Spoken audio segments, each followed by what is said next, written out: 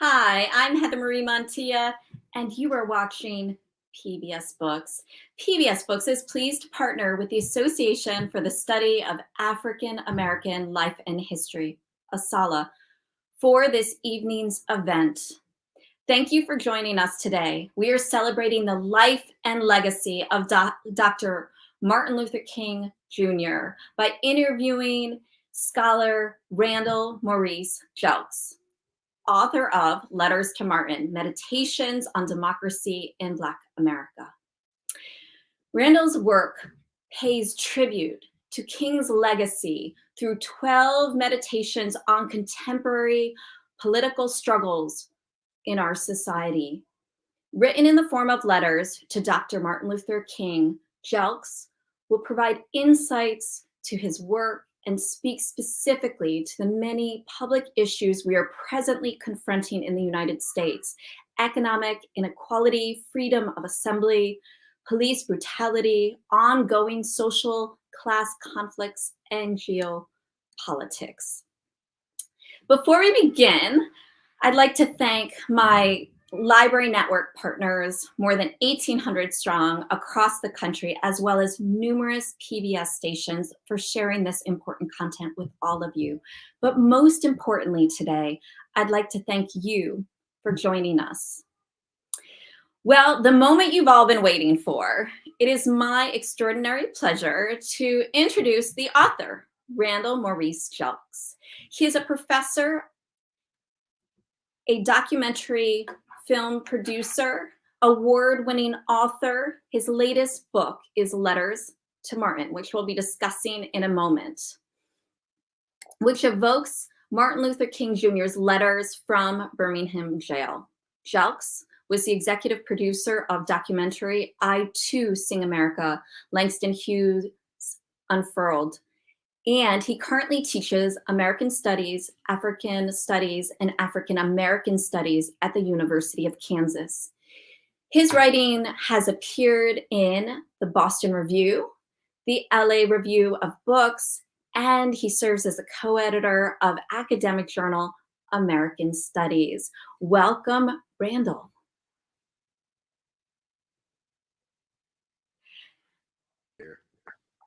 Hi, it's so great to have you. Thank you so much for joining us this evening. Well, to moderate today's conversation, I feel so fortunate to have Venise Wagner. Venise is a professor of journalism at San Francisco University, where she has taught since 2001. She has a 12-year career as a reporter for several California dailies, including the Orange County Register, the San Francisco Examiner, and Chronicle. She has won numerous awards for her coverage of education and of religion and ethics.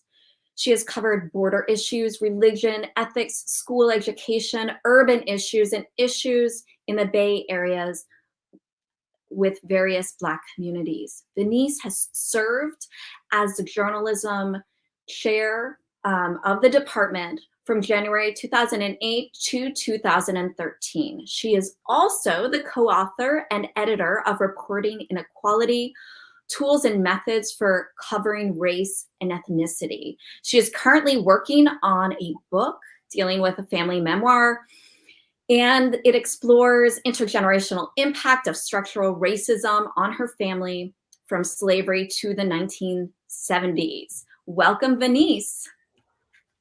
Thank you. I'm really excited to be here. Well, I'm so excited to have you here to guide the conversation. I just want to remind everyone in the audience that if you have a question, don't forget to put it in the chat. We'll be asking questions at the end, your questions at the end of the conversation. So without further ado, enjoy the conversation. Thank you so much. Well, hi, Randal. It's really a pleasure to be here talking to you about your book. It's really a fascinating and really evocative book in many ways. It's very poetic.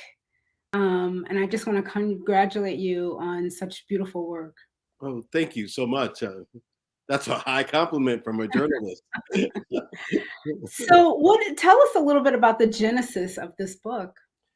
Yeah, the genesis of this book is talking to students, and I had to give a talk at Elmhurst University, just outside of Chicago. And the genesis of the book came. I wanted to do something intimate with students. You hear the traditional speeches, and I decided, oh, I'll try the letter form, because the letter form is so intimate. You talk personally. You talk from the heart, and I have to say, as I say in the preface of the book, this was shortly after Donald Trump was inaugurated president, and I thought students might be feeling a bit weary and leery and down, and I wanted to provide them hope and try to help them cast out fear. Okay. I did notice a lot of optimism in your book, and I was a little bit surprised at that, just because of sort of the moment that we find ourselves in. I don't think a lot of people have optimism. So can you talk a little bit more about what gives you optimism, especially during this time? And what can we learn from King and where we find ourselves today?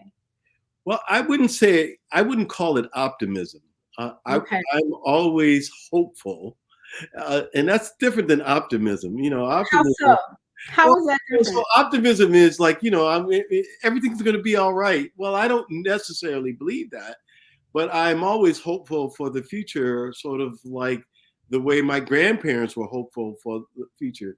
I mean, they lived through Jim Crow, and they were always hopeful for their grandchildren that they would be successful, that they would be able to live a good life. So that's the kind of hope I'm exercising. I mean, not the optimism that it's in the short time, everything just will be okay. We'll have to struggle to make them okay, and that's what I'm also saying. Okay, so the second part of that question was, what can we learn from King in terms of where we find ourselves now in this really sort of dark period?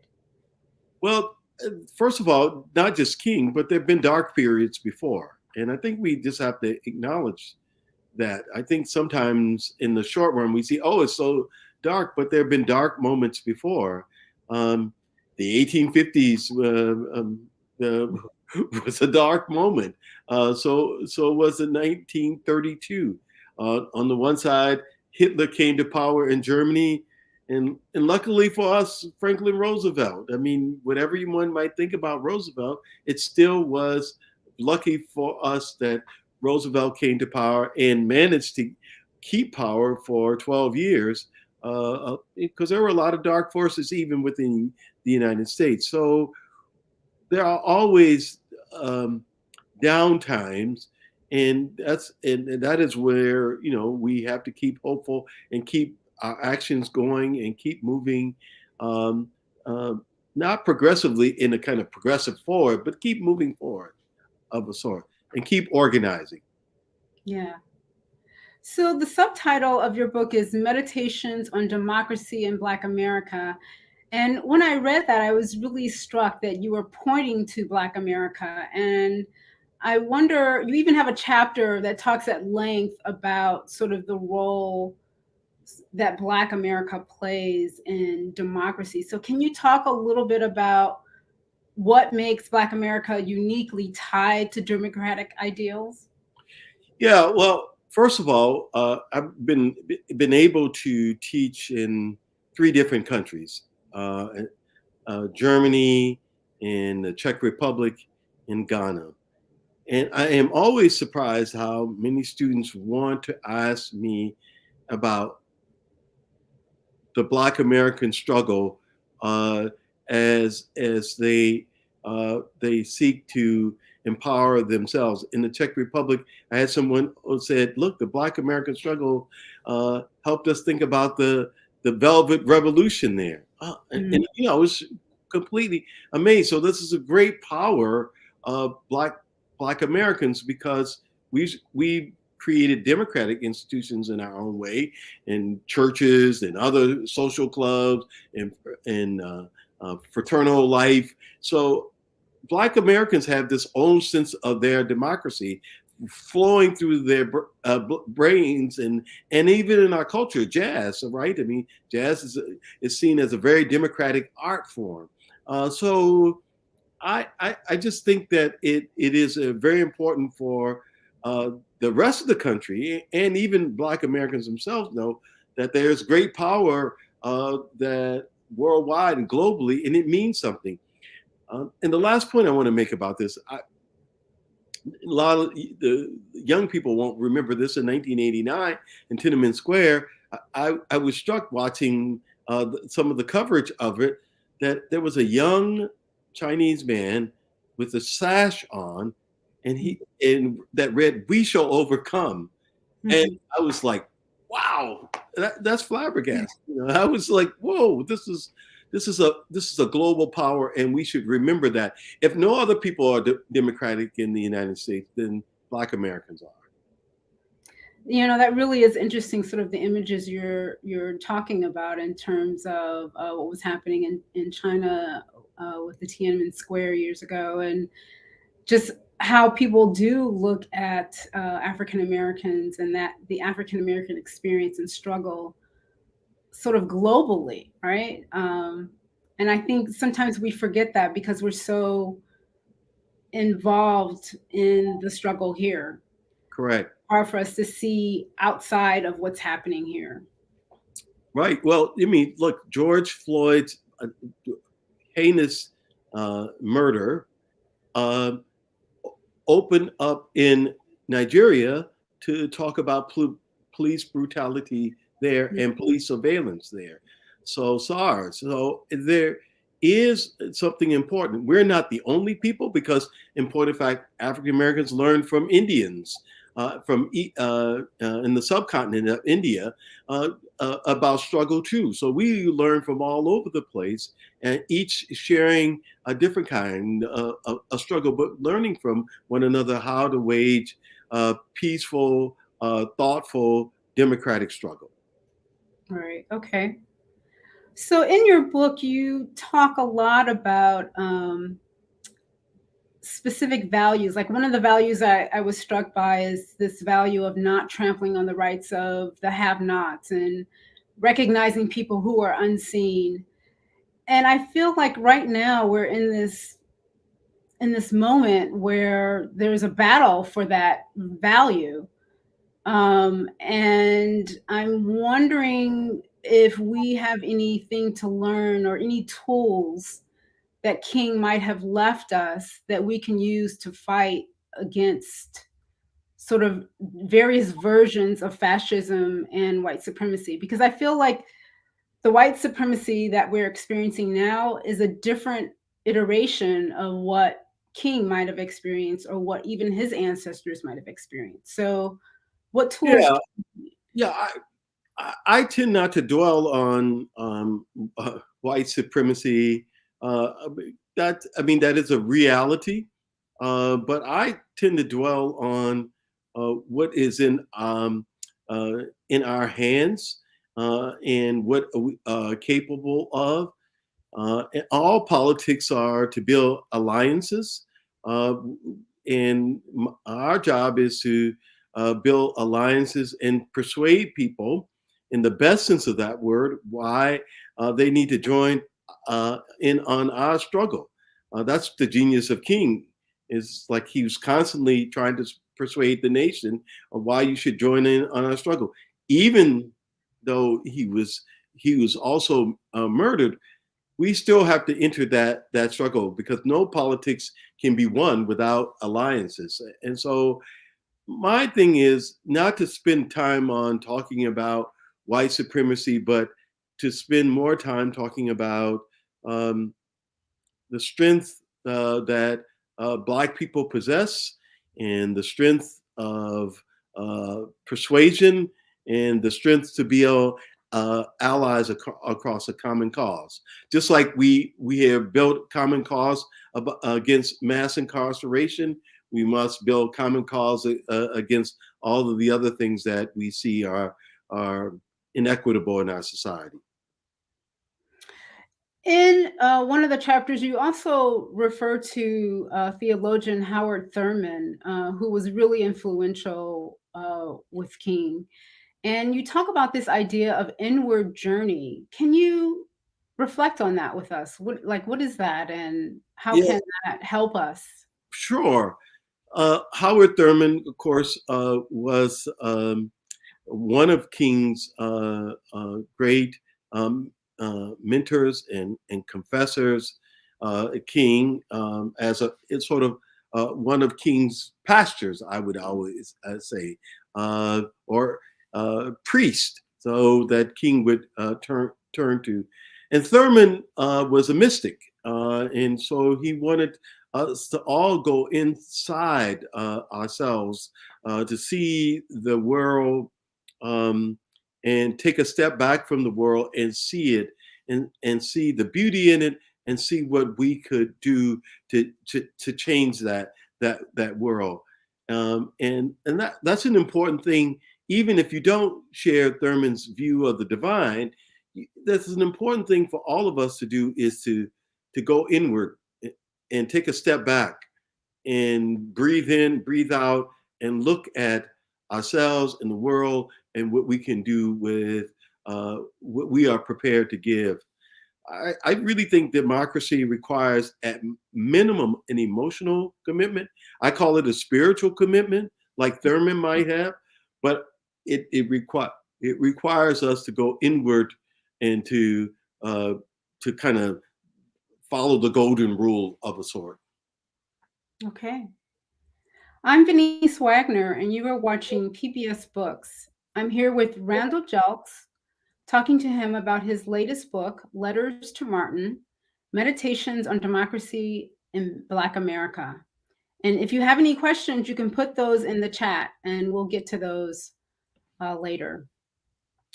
So, Randal, in another part of the book, you talk about revolutionary values. And when I read revolutionary value, the term revolutionary values, there seems to be sort of a countervailing balance to those words, like revolutionary and values. So, can you just talk about that terminology and how you see it as a transformation of the mind? I think is how you.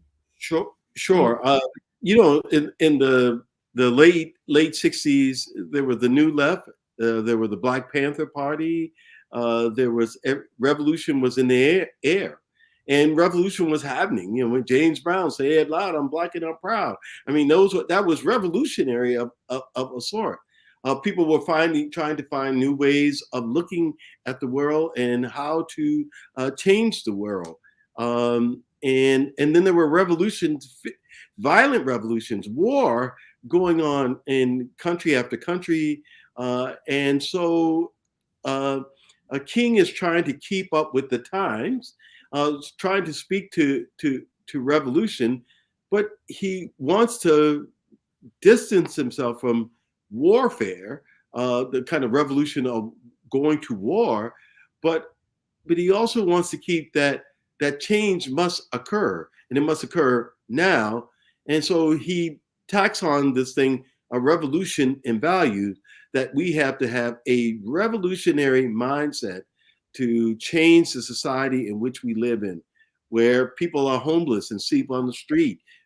That's what he's trying to get at, where politicians are just defending entrenched interests. That's what he's trying to get at.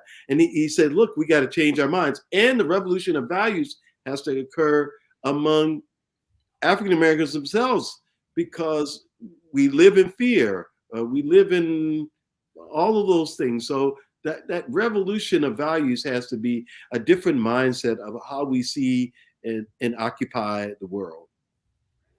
Can you talk a little bit about your students? Like you said, you really sort of thought of this book because you wanted your students to sort of draw from it. So tell us a little bit about your students and where they are considering, the period that we're living in right now. Well, most students, and like your students at San Francisco State, are just anxiety filled. Yeah. And they're anxious, and there's a lot of angst. And and it's all understandable.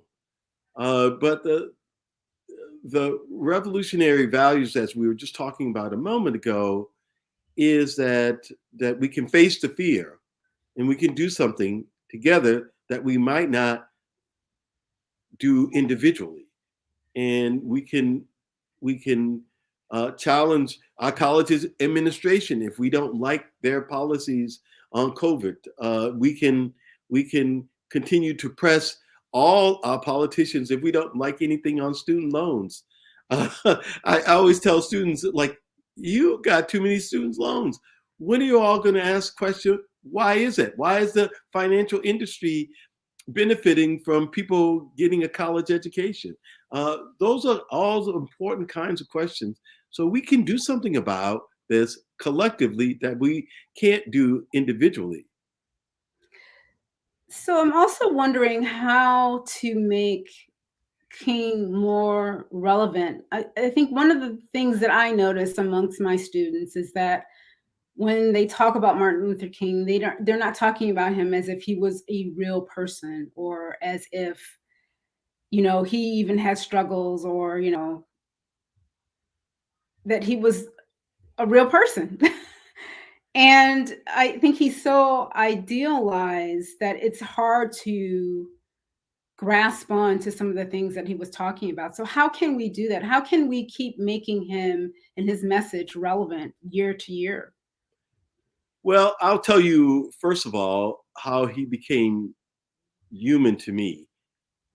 I was at my uncle's house, and he was a reader, and he had a book on his shelves by John A. Williams, the novelist, called the King That God Didn't Save.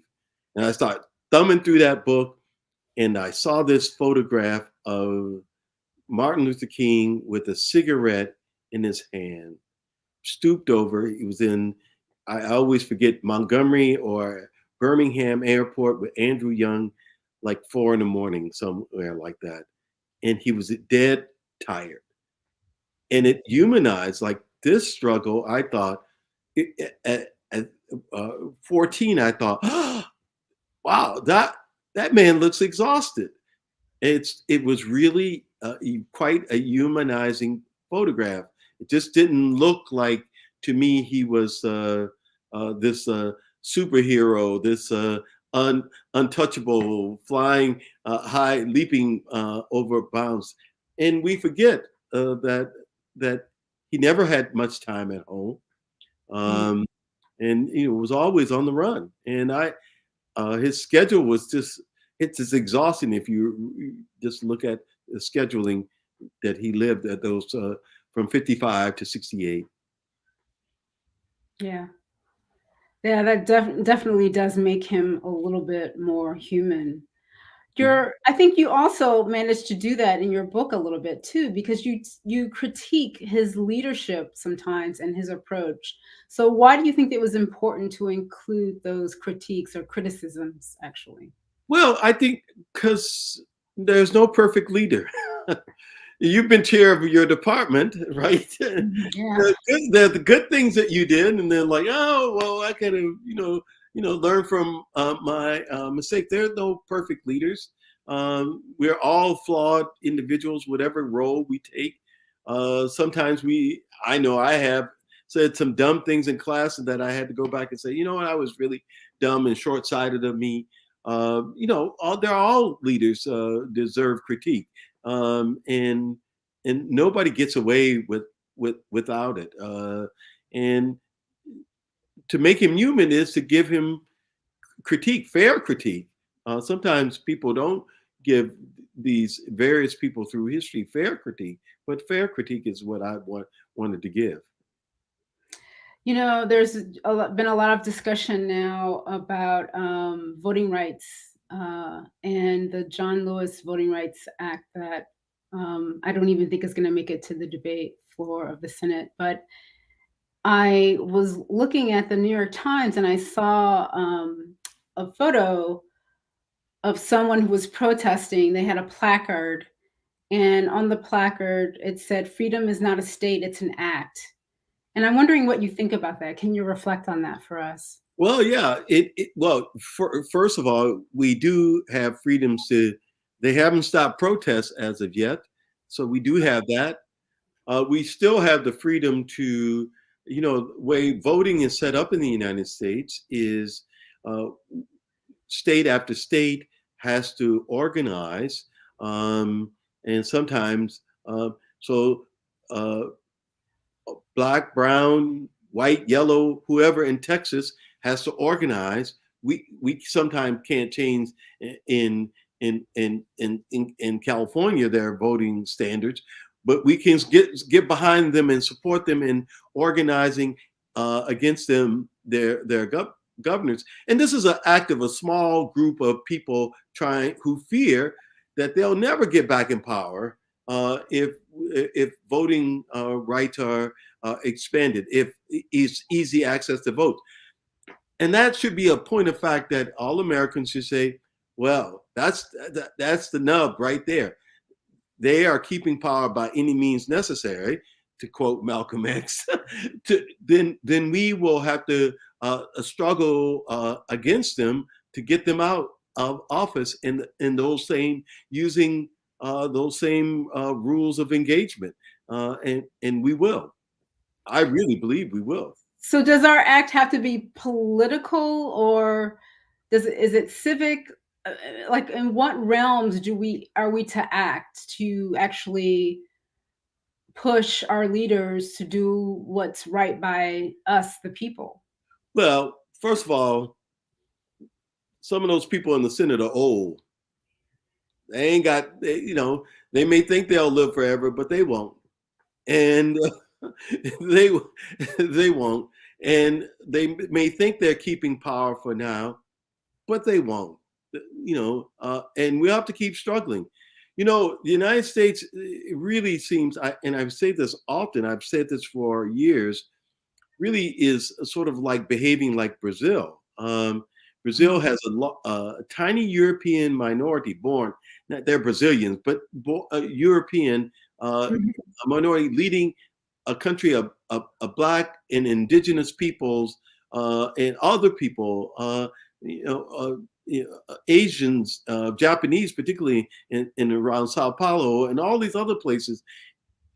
At the top is this European legacy minority to keep power over other people and not share that power with them. And those are struggles that we are facing in the United States as well. And but times are changing, and we have to continue to strategize legally and politically. What the great fear is that Stacey Abrams and other women around Georgia organized voters to come out and vote en masse. That's fearful to those who want to keep their entrenched power and entrenched interests in place. But it seems like things are so gummed up. Like, I'm sometimes at a loss of how to get past that. You can write your letters to your representative, to your senator, but nothing really happened. So right. Well, I mean, the writing is one form, and we should do that. But there continue to be organizing. The real problem is everybody turns to Washington first nowadays. Mhm. Having lived in Chicago, you first start off with your precinct captain and your dog catcher, and we focus so much at that top that the things that organize people to come out and vote are their immediate local things. The Montgomery bus boycott was a local boycott. So we got to start in our cities, in our towns, in with our judges. That's where it begins. And that's a long, hard struggle. Civil rights cases begin in specific locales, Maryland, other places, to challenge and bring to the Supreme Court. It's a long struggle. Does this struggle also happen in the courts? I mean, are there other areas other than political areas that this is? Well, the courts are political. Let's not Okay. non-political. They are political appointments, and you owe your appointment to be a justice or how well you did by the party. Don't get that twisted. We should just be honest about that. Particularly for federal judgeships, they owe a debt to their party, and we spend no time organizing real party. We talk about the Democrats, but we really don't organize the Democrats. And most people have never been to a Democratic Party meeting. So if we're going to be serious, we have to organize politically. That is what democracy is. It is fighting for a seat at the table and demanding change. So it goes beyond just the voting, is what you're saying. It goes beyond just the voting. It goes to organizing real political force. That's what King did, right? I mean, his first speech before the Lincoln Memorial, I always say, is give us the ballot. He's understanding that we need this. One illustration: Mississippi has a now 35% Black population, and Mississippi has never had, with that number, never had anybody win statewide office. We got to change that, and that's by organizing and maybe booting people out of the Democratic Party who is in the party leadership with their milquetoast ways of doing it. Our base is King's base were working people, ordinary working people, and we have to remember them. Heather, are there any questions from the audience that you'd like to entertain at this moment?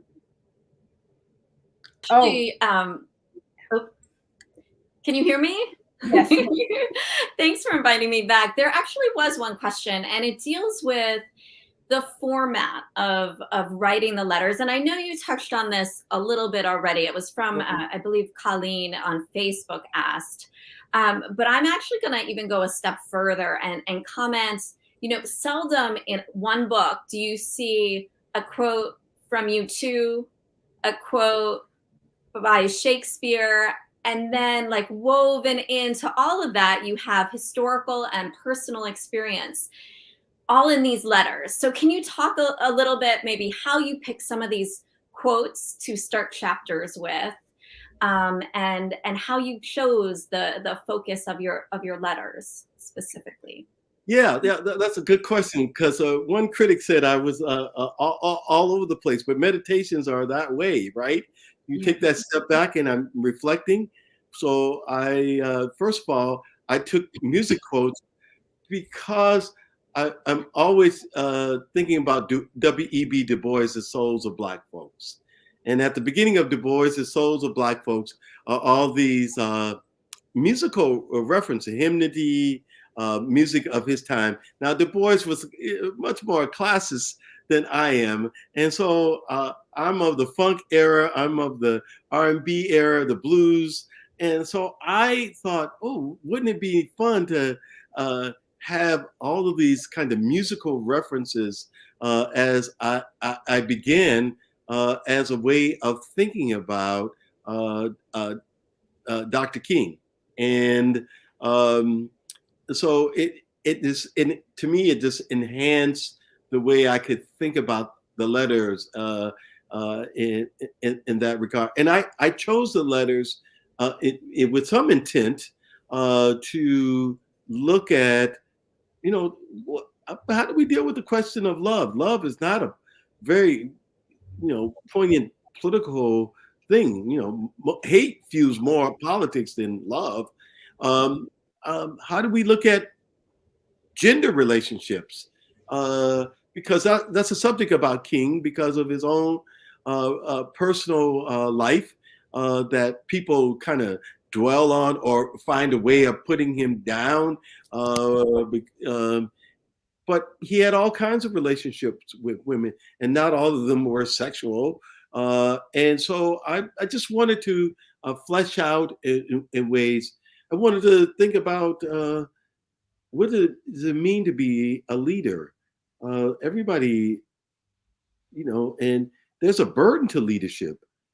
Anybody who's led any kind of organization knows it's a headache at times, and so I wanted to flesh out that, and everybody wants to be the person who gets the camera and in the limelight. Everybody, and and so what does that mean when you're thrust into the limelight? Right. Thank you. May I ask, were there any chapters, any letters that you actually left out of the book because there wasn't room for them in the book? No, I didn't. I was very kind of intent. The hardest letter for me to write is the one growing up king, because that's my generation, and I struggle with that. Was I being fair in my critique of my own generation, where I think at times we lost our political will and commitment in many ways, as say the 1980s came along and deindustrialization came through, and we start using king as a punishing yardstick instead of as a way of inspiring organizing and efforts on the street. And part of that sort of downward look, I guess, at organizing had to do with what was happening with unions, right? And how they were being disenfranchised in many ways. Correct. Because I was part of the base. Yeah. Yep. Yeah. Laboring people. And that's where I criticize the Democratic Party, because the Democratic Party under Bill Clinton became more about the corporate and financial sector than the working people. I loved that part in your book where you talk about we, the other people. I love that. So just can you talk a little bit about that? Well, it's like the reframing of we the people. Yeah, well, we're always talking about we the people, but there's a whole bunch of people always are left out. And in the United States, this has been a theme. The poor, the working poor. A lot of times, the working poor, we forget it's harder to be poor than anything. It's on a higher tax bracket than anybody, and it's taxing on your life in all kinds of ways. When you're fearful about housing, fearful about wages, whether you can pay for childcare. And so those are the other people, we, the other people. Michael Harrington in the 1960s wrote the book, The Other Americans. So we are the other people. And I feel like we should be demanding, we, the other people, should be demanding of the leaders to make our presence known. Yeah, well, that's a really great note to end on. If you had anything else, Heather, any other questions? No, I thought that was so fantastic. Actually, a great comment to end on. And I also think that, I hope your book is read by a lot of young people and that they think about how to change today's world, right? I think we have a lot of young people who yes, you touched on kind of this anxiety that, especially with the pandemic, right? It only amplifies it. But how can today's generation take that and transform society to make it a better place? I know, thousands, hopefully millions of people volunteered on Martin Luther King Day's on his birthday to honor him on the National Day of Service on Monday. But what I hope is that it's not just one day, right? That we continue service. And we even think last week we had a program on Muhammad Ali where we talked about TKO, time, talent, K for kindness, and O for offering, and thinking also about that, thinking about how we can continually give back and make the world a better place. And, in today's terms, they'd say play it forward, but on a bigger scale. And there's such important social responsibility for this younger generation to take action today, because I feel like so much is happening, and the world has just, because of the pandemic, sped up in so many ways, in ways to be able to communicate, in ways to change, but it's a very different playing field than it was. Let me say that Black Lives Matter